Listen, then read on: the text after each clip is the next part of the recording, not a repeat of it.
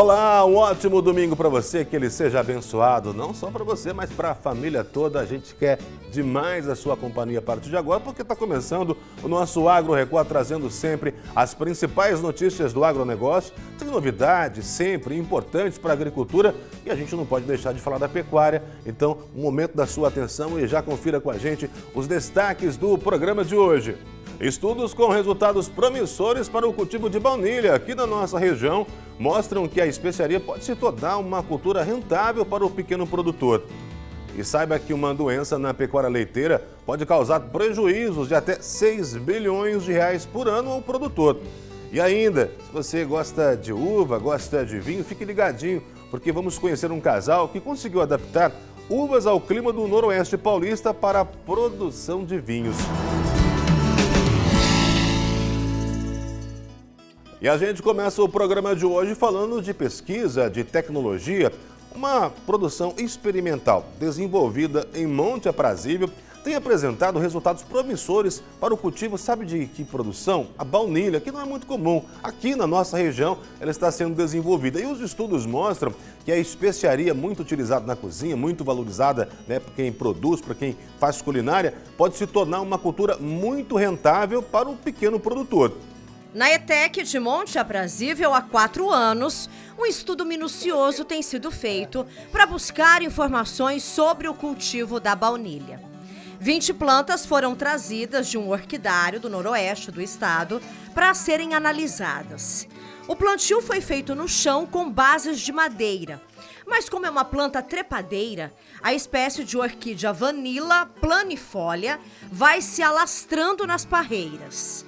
Vitória, uma das pesquisadoras do projeto, explica que a análise leva muito tempo e tudo ainda é muito novo também. São raros os cultivos de baunilha no Brasil, não conseguimos informações e fomos aprendendo plantando. Essa é nativa do México, tá? É a que tem valor comercial para uso na culinária. Então é uma orquídea de chão, uma planta trepadeira e ela produz uma inflorescência. E essa aqui é a florzinha da baunilha. As descobertas vêm pouco a pouco. A baunilha é produzida uma vez ao ano. Um processo para estimular a polinização das flores da orquídea é feito para que se forme um caule maior, que é a baunilha utilizada na culinária. A baunilha precisa ser polinizada manual, porque a gente não tem agente polinizador aqui no Brasil. E ela tem a parte masculina e feminina na mesma flor e tem uma linguinha que a gente chama de rostelo que separa a parte feminina e masculina. Então a gente com um palito de dente empurra essa linguinha e aperta, pressiona a parte masculina e feminina da flor para fazer a polinização. Se fecundou, essa partezinha que é o ovário, ela cresce, desenvolve e aí vai formar o fruto que a gente chama de fava. Esse fruto depois de 9 meses ele é colhido e aí tem que fazer a cura da fava para depois ser utilizado na indústria. Jarbas, também professor e pesquisador do projeto, avalia a pesquisa como uma grande oportunidade para pequenos produtores ou até mesmo para a agricultura familiar. Se a produção vingar no Brasil, é a chance de lucrar muito com a venda da especiaria. A princípio, está se mostrando um plantio muito interessante para um pequeno produtor, para uma agricultura urbana, por exemplo, se você tiver uma área dentro de uma cidade, um terreno que você vai conseguir colocar um número de plantas dentro dessa área que vai ser interessante, vai dar um retorno comercial, um retorno financeiro para esse produtor interessante. O trabalho é demorado, mas a expectativa para daqui a um tempo é positiva e pode abrir portas no mercado. O Brasil tem o potencial de ser o maior produtor de baunilha do mundo. A gente tem uma área privilegiada, com sol, né? Estamos descobrindo que essa parte de ser uma planta de clima úmido, né? A gente tem uma faixa litorânea no Brasil que já tem algumas produções, o pessoal vai muito bem. A gente está descobrindo essa parte aqui de irrigação que está tornando possível a produção aqui para o interior do Brasil e a procura é muito grande. Eu, particularmente, até comentei com a professora Vitória, eu nunca tinha visto uma baunilha de perto, a não ser que a gente ouve falar da essência. Mas olha que interessante, aqui a gente tem a fava, que foi cultivada pela professora, aqui na ETEC, e aqui a gente tem uma comprada importada, que inclusive vem nessa embalagem e sai em torno de R$60. Se a gente comparar as duas, a da professora aqui tá muito mais bonita, né, professora? A diferença das favas é que essa aqui, a gente polinizou menos plantas, menos flores por inflorescência, e aí por isso que ela fica maior. Só que a gente está ainda aprendendo a fazer o processo de cura, esse processo de secagem chama cura, então ela tem que ficar macia, flexível, não pode quebrar. Então essa foi a primeira produção nossa, nós estamos ainda engatinhando, mas até que a gente teve um resultado satisfatório. No início, né, a gente entende também. A professora, inclusive, abriu, a gente tem uma outra fava aqui, para quem não conhece assim como eu, porque é uma curiosidade. Ela abriu a fava e aí quando você compra, é claro, no mercado e nas lojas especializadas, você abre e você tira esse pozinho, esse granulado, como a professora está mostrando, e aí esse pozinho aqui que é colocado no alimento, nos doces, nos bolos. Então, isso aqui dá um pudim.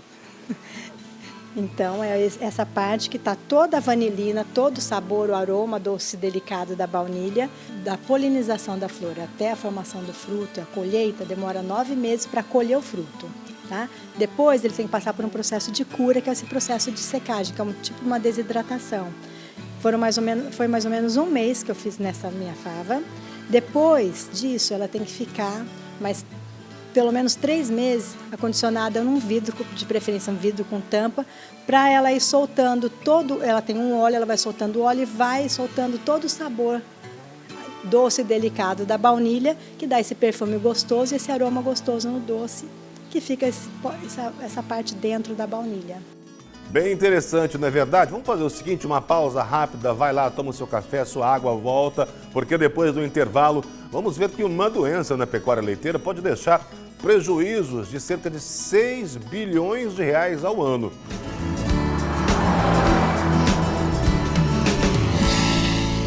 A gente retorna falando desse assunto que é muito importante, principalmente para você, produtor. Presta bastante atenção, porque tem uma doença, uma das piores da pecuária leiteira, é a mastite. Muito séria, diga-se de passagem. E para evitar os prejuízos, o que os produtores estão fazendo? Eles estão investindo em cuidados, entendam o prejuízo que ela pode causar. A mastite bovina acarreta um alto prejuízo econômico para a cadeia leiteira. Todos os anos, são milhares de animais perdidos em decorrência da inflamação que atinge as glândulas mamárias. De acordo com um levantamento feito pela Embrapa Gado de Leite, as perdas podem chegar a 6 bilhões de reais por ano no Brasil. O Tomás é produtor de leite no interior de São Paulo há 11 anos e sabe bem o que é isso. Hoje, os 80 animais em lactação produzem 1.700 litros de leite por dia. Nessa mesma época, no ano passado, existiam mais animais na propriedade e a produção era de 2.500 litros diariamente. Tem mastites que são muito mais severas, né? Que o animal entra em sepse e vai a óbito. A gente tem perdas de teto, no caso, da função do teto, ele para de produzir o leite, 1, 2 tetos. Então vai inviabilizando esse animal dentro do rebanho. A mastite pode ter várias causas: fungos, traumas, substâncias irritantes e principalmente bactérias. As bactérias elas vivem do lado de fora do úbere. E esse úbere o teto ele tem uma proteção, um músculo que fecha a pontinha do teto quando não é momento de ordenha e nem quando o bezerro está mamando. Então, só que após a ordenha, esse músculo ele demora um pouco para se contrair e voltar a vedar a passagem. Então, nesse momento, aquelas bactérias que estão do lado de fora penetram dentro do teto e conseguem alcançar a glândula. Por isso, na propriedade do Tomás são realizados diversos procedimentos de higienização antes e depois da ordenha, os chamados pré- e pós-dipping. A equipe é treinada e o protocolo tem que ser seguido à risca. Exames e testes feitos diariamente possibilitam que o produtor identifique lactantes com mastite. O teste da caneca é um deles. Aqui é possível ver que o leite sai com grumos. Esse animal, a partir de agora, começa a receber uma atenção especial. De acordo com a médica veterinária, há 2 tipos de mastite, a clínica e a subclínica. Nesta última, o animal ainda não apresenta sintomas, apenas uma diminuição na produção de leite no teto doente. A mastite clínica, o animal apresenta sintomas, ele sente dor, inchaço, ele tem febre, mal-estar, no leite saem grumos, pode sair pus, pode até sair sangue na hora da ordenha daquele teto. Então, é um incômodo muito grande para aquele animal, é uma dor absurda. Esse animal precisa ser tratado imediatamente para evitar que nós tenhamos aí uma infecção generalizada. A profissional estima que para cada animal com mastite clínica, outros 30 estejam com a subclínica. O local em que as vacas ficam também pode favorecer a proliferação da bactéria. Por isso, o Tomás já está preparando melhorias. Hoje os animais ficam em áreas como esta, mas até o final do ano, este local que está sendo preparado receberá um barracão de cerca de 1.500 metros quadrados, com capacidade para até 130 vacas. A gente está construindo um galpão, um freestyle, né? Onde os animais vão ficar mais... promover um bem-estar melhor para os animais, com climatização, com camas, né? Mais limpas, né? Então a gente está buscando sempre reduzir casos de mastite. Automaticamente melhora a qualidade do leite e o bem-estar dos animais, né? A gente confere agora como andam as cotações no mercado da carne. A arroba do boi vale em média R$ 202,95 e o quilo do suíno vivo sai por R$ 5,99. Eu chamo um pouco da sua atenção para esse assunto que é muito importante. Os integrados de Jataí, quem trabalha e entende bem do que a gente está falando, contabilizam os prejuízos depois que a empresa BRF simplesmente cancelou os contratos com os avicultores. Isso é sério, porque quem investiu agora não sabe o que fazer com toda essa estrutura que foi edificada, parada simplesmente. A rotina no aviário do Volmir, que fica em Jataí, no sudoeste do estado, já não é mais a mesma. Todos os 19 aviários dele foram desativados depois que a BRF cancelou o contrato com integrados da cidade. O investimento que ele fez para ter essa estrutura que atendia às exigências da empresa passou de R$ 1 milhão.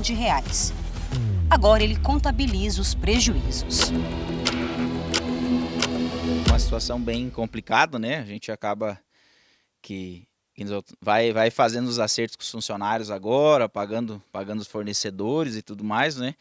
Para daí contabilizar no final o que vai sobrar, né? Então o que a gente sabe é isso, né? Vai sobrar a conta com certeza, né? Então ao longo do tempo a gente vai fazendo melhorias nas instalações, fazendo reformas, né? E essas melhorias às vezes são financiadas, né? Para pagar aí em 4, 5, 6 anos, coisa desse tipo, né? Então quando a suspensão assim de uma hora para outra, a gente não está organizado financeiramente dessa forma, né? Então, em termos de valores, é muita coisa, né? Então, se a gente pensar pelo tamanho da estrutura, né? O giro anual aí é em torno de R$ 2 milhões, né? Então, é muita coisa aí que deixa de acontecer, né? Ao todo, são 86 aviários e 22 integrados. Todos estão na mesma situação, ainda não sabem o que vão fazer com a estrutura e os investimentos feitos a longo prazo, já que foram pegos de surpresa pela empresa. O Volmir foi integrado da empresa por 14 anos. A produção média dele aqui era de 390 mil aves por lote e 2 milhões e 500 por ano. Agora, com o contrato cancelado, ele ainda não sabe o que vai fazer. Foi realmente uma surpresa grande, né? Então estava produzindo normal e de um dia para o outro solicitaram uma reunião com a gente, né? Eu sou o presidente da Sudoave, representante da CADEC aqui de Jataí também, junto com outros produtores. A gente foi solicitado uma reunião lá na empresa no dia 6/7 e nesse momento foi comunicado, né, que a empresa iria fazer uma mudança de mix na unidade de Jataí e que não iria mais abater frango, então automaticamente todos os produtores seriam destratados, né? Então quem naquele dia estava sem alojar não alojava mais e quem ainda estava alojado abatendo não teria mais alojamento. Então não teve nada nesse sentido, né? Acho que muito pelo contrário, né? Então as cobranças a cada dia sempre são grandes, né? Para justamente a gente manter a qualidade do produto, manter a estrutura, manter o ambiente, né, 100%, né? Então, não teve nada nesse sentido, assim, com um aviso ou que a gente imaginasse que iria acontecer isso, né? Em nota, a BRF informou que o cancelamento dos contratos foi devido a readequações no mix de produção da unidade de Jataí, instalada em 2018, com a fábrica de ração e também o incubatório de aves. O Volmir já teve que demitir alguns funcionários, mas tem esperança que outra empresa possa operar na cidade em breve.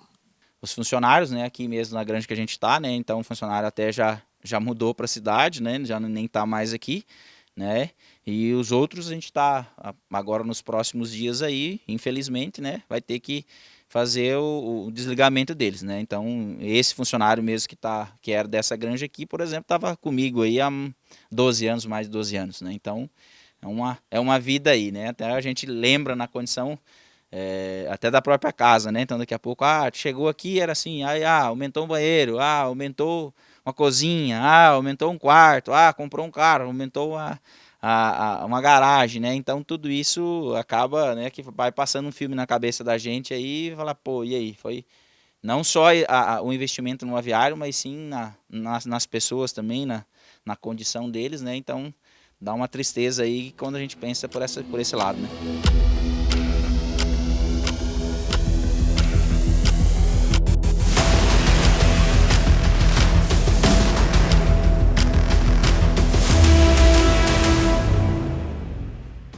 Olha, a gente entrou em contato, obviamente, e em nota a BRF disse que em função de readequações do seu mix de produção da unidade de Jataí, foi necessário rescindir os contratos com os produtores integrados desta unidade. Mas disse ainda que preza pela transparência e também pelo diálogo. A companhia reforça que está honrando todos os compromissos e está tratando o tema com os integrados de maneira individualizada. A gente vai seguir acompanhando com toda certeza. A gente confere então como ficou na semana a cotação do leite e também de outros produtos agrícolas. Veja só. O preço médio do litro de leite pago ao produtor foi de R$ 2,72. Já a saca de 60 quilos de café arábica sai por R$ 812,16. A saca de 50 quilos de arroz em casca sai por R$ 98,21. E a saca de 60 quilos de milho está cotada em R$ 53,50. A gente faz mais um rápido intervalo aqui no Agro Record, sempre querendo a tua companhia. A gente volta rápido e na volta uma reportagem bem curiosa. Um casal de empresários de Rio Preto conseguiu adaptar uvas ao clima do Noroeste Paulista, o que é extremamente difícil. E sabe para quê? Para a produção de vinho.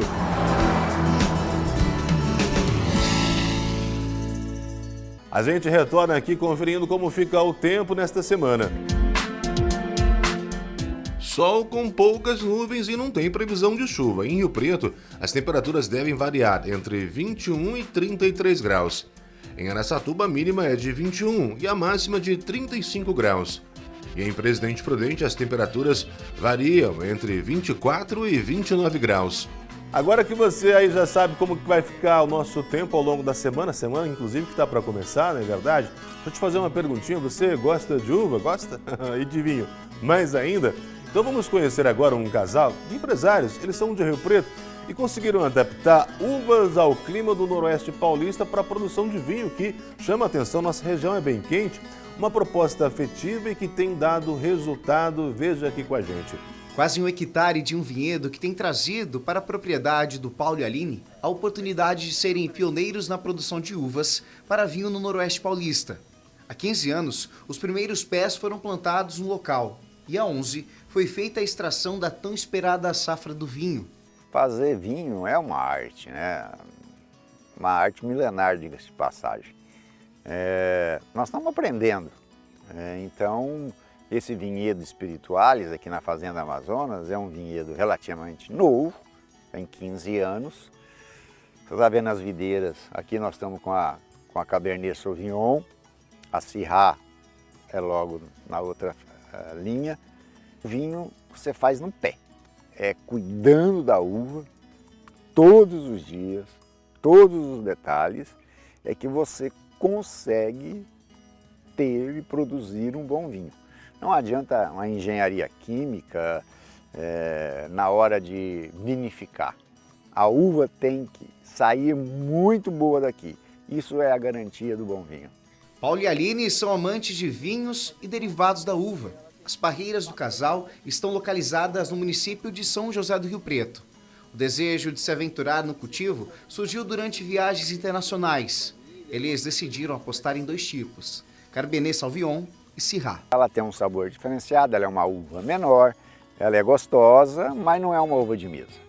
Então, você, por mais que ela seja saborosa, ela não se compara à uva de mesa. Então, são diferentes, são tipos de uva completamente diferentes. Nós temos aqui a uva para vinho, temos um pouco da uva de mesa e temos um pouco da uva para suco, que também é outro tipo de uva. Aqui nós usamos a Bordeaux. A produção também alcança outras frentes. Destaque para o suco integral, tudo sem adição de açúcares e conservantes. A gente preza a qualidade de vida, busca assim, produtos naturais para o nosso dia a dia. E o suco de uva, né, é um suco que ajuda muito, né, na saúde, porque ele tem um alto índice de resveratrol, ele realmente tem antioxidantes. Então a gente resolveu começar o processo de fazer uva a partir da uva Bordeaux, que é uma uva mais rústica, é uma uva própria para suco. É uma uva que precisa ser fermentada, né, e precisa ser aquecida. Ela passa um processo de cocção, assim, de baixa temperatura e fica fazendo uma cocção lenta de 8 a 10 horas, assim, em torno de 60 graus, tem uma temperatura bem baixinha. Vai cozinhando, cozinhando, cozinhando aquela uva, então fica um suco bem denso, né. O casal não faz a venda dos produtos de forma comercial. Mas vai continuar num número limitado. Então hoje realmente a gente faz em torno de, no máximo, né, 1000 garrafas por ano. Esse ano, por exemplo, nós produzimos 500 garrafas, né? E fica assim, né? A gente distribui, tem uma venda direta, mas é uma venda direta conosco, numa quantidade limitada. As garrafas são numeradas. Então, por exemplo, a pessoa que tem a sua garrafa, ela pode ter a garrafa 1 de 500, 2 de 500. É muito especial o processo. Há 3 anos, essas espaldeiras foram instaladas ao lado do vinhedo. Essa proposta busca aumentar a qualidade das uvas. Aproximadamente 1000 pés foram plantados, uma mistura de Cabernet Sauvignon e Syrah. Essa técnica é muito vista fora do país, principalmente na Europa. Mas não bastasse o vilão, que é o clima do Noroeste Paulista, os produtores precisam lidar com os ataques de pássaros e de pequenos saguis. Por isso que as uvas ficam assim, dessa forma, protegidas por essas telas, para que não exista tamanho prejuízo. Mas os produtores lembram que todo o processo de beneficiamento é feito em outro estado. O produto já retorna para a propriedade assim, envasado, e pronto para o consumo nesta adega. A nossa paixão pelo vinho, minha paixão e da minha mulher Aline, é porque a gente viaja e nós somos apaixonados pelo vinho francês, na verdade. Há vinhos italianos belíssimos, enfim, há vinho para todo gosto. Mas nós resolvemos fazer uma experiência. Se o vinho que a gente tivesse produzido aqui fosse um vinho ordinário, nós tínhamos parado. Mas, felizmente, graças a Deus, houve esse cultivo e ele vem melhorando ano a ano. Produzir vinho é uma experiência. Os franceses produzem vinho há milênios, os italianos. Nós estamos aqui há 15 anos produzindo vinho, cada ano você aprende uma coisa. Que delícia, não é verdade? Que pena que o nosso Agro Record, edição especial de domingo, vai ficando por aqui. Mas queria aproveitar para agradecer a tua companhia. Se de repente você perdeu alguma reportagem, quer assistir mais uma vez, só entrar em contato com o nosso site simples, recordtvRiopreto.com.br. Você encontra de tudo, toda a nossa programação. E é claro, se você tiver qualquer sugestão, a gente quer a sua sugestão, não só para o nosso agro, mas para a nossa grade, para a nossa programação, é só entrar em contato com o WhatsApp. Já deixa ele anotado aí, é o 17 99618 8829. E mais uma vez, obrigado pela companhia. Você agora fica com o nosso Record Entrevista com a Mara Guiotto. Um abraço já para a Mara, um ótimo domingo, que Deus te abençoe. E mais uma vez, obrigado pela companhia.